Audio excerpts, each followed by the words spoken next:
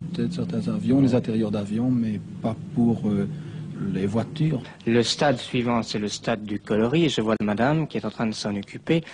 Quels sont les impératifs que crée votre emploi? C'est surtout, je pense, de rester dans une gamme harmonieuse, joyeuse, sans vulgarité. Ne pas non plus oublier de bien rapporter fidèlement les couleurs qu'on a utilisées la semaine précédente, parce que sans ça... Je pense à vous entendre qu'en effet, le monde de Tintin est un monde où les couleurs ne crient pas. Je vous remercie. Bien, nous allons passer plus loin. Là aussi, je crois que mademoiselle s'occupe de coloris, n'est-ce pas? C'est cela.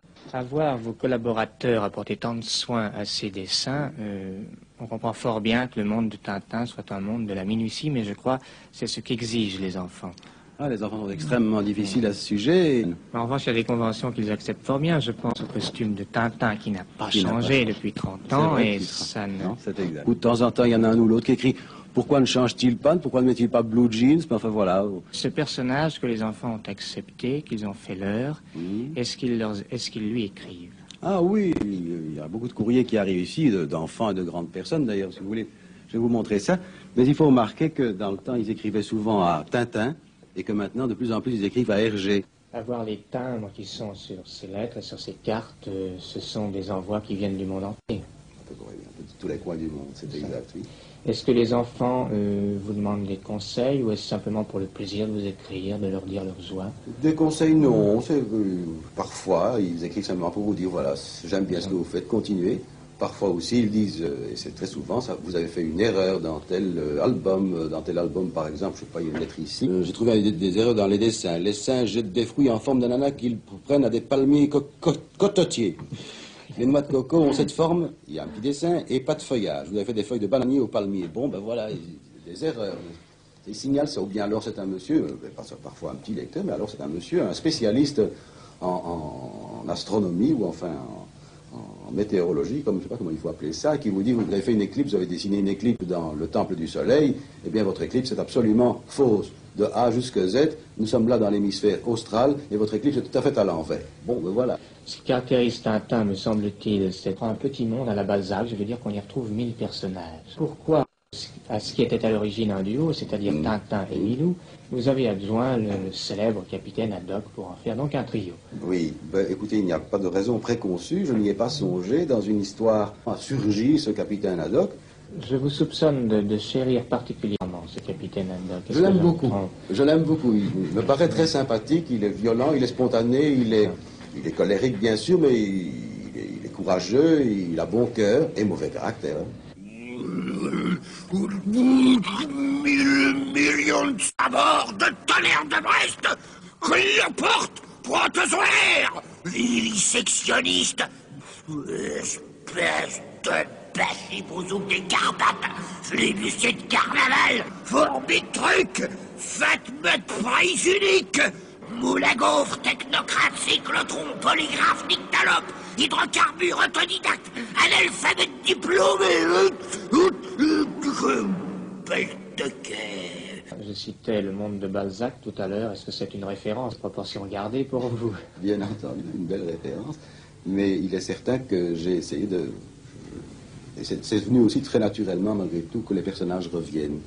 Ils entrent, ils sortent dans l'histoire, et comme ça, quand ça se présente, on les reconnaît. Alors il y a, outre le capitaine Haddock qui apparaît donc très souvent, il y a les deux Dupont, les deux policiers, il y a la Bianca Castafiore, il y en a comme ça d'autres encore qui reviennent à intervalles réguliers ou irréguliers. C'est de la caricature en somme. Il faut créer des types de colériques, des types de mauvais, des types de bons, des types de tout ce que vous voulez, enfin, qui sont très simples et qu'on puisse reconnaître immédiatement, comme presque dans le théâtre japonais. Il faut remarquer tout de même que ce monde comporte fort peu de femmes. C'est exact, c'est vrai. C'est un univers de garçons. Je suis parti avec l'idée, donc, d'abord d'histoire pour petits garçons, puisque j'avais été scout, je pensais aux petits garçons. Il semble cependant que, d'après la correspondance que je reçois maintenant, les filles sont en nombre au moins égal à celui des garçons, mais oui. Ce qui crée le succès, le personnage de Tintin. Et quelles sont les raisons de ce succès? Le personnage Tintin est un personnage auquel les enfants peuvent et voudraient ressembler.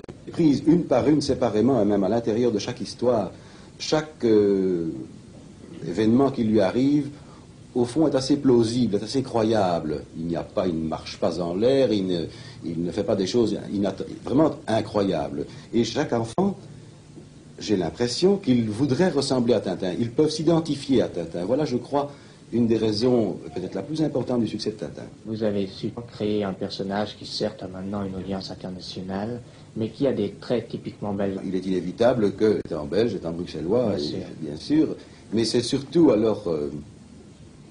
il y a les initiés, il y a les Bruxellois eux-mêmes, ceux qui connaissent le langage, le slang des marolles de Bruxelles, qui peuvent, eux, savourer parfois certaines choses comme un langage spécial que je mets dans la bouche des étrangers. Qu'est-ce que c'est que les marolles? Les marolles, c'est un quartier de la ville basse ici où on parle, c'est un quartier très populaire, très savoureux, très sympathique, où on parle un langage très savoureux qui est fait de français torturé et de flamand également torturé. Et dernièrement, dans la Times, il y avait tout un article sur Tintin, et la devise de la Sildavie est là-dessus, elle se dit « Et Benec, et Blavec », écrit d'une façon très, très étrangère, très sildave, mais ça peut simplement dire « J'y suis, j'y reste » en langage bruxellois. Mais d'ailleurs, d'autres journaux sérieux ont été jusqu'à dire que le langage du capitaine Haddock, notamment, était un langage homérique. Alors vous voyez que vous avez vos lettres de noblesse. Hergé, voilà donc fait le tour de votre empire, nous allons donc vous quitter. Mais je pense que quant à vous, vous aurez une manière, un langage beaucoup plus imagé pour nous dire bonsoir. Eh bien, je vais vous dessiner le petit Tintin et le petit Milou.